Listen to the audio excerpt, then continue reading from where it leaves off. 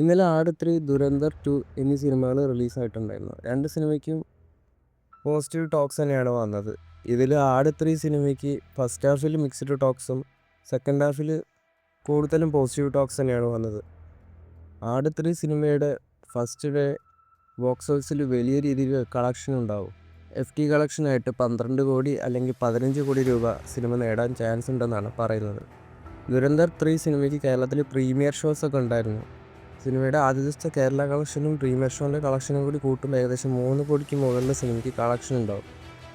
അതുപോലെ ദുരന്തർ 2 സിനിമ ഹിന്ദി പതിപ്പ് മാത്രമാണ് കേരളത്തിൽ റിലീസ് ചെയ്തിട്ടുള്ളത്. തമിഴോ മലയാളമോ ഒന്നുമില്ല.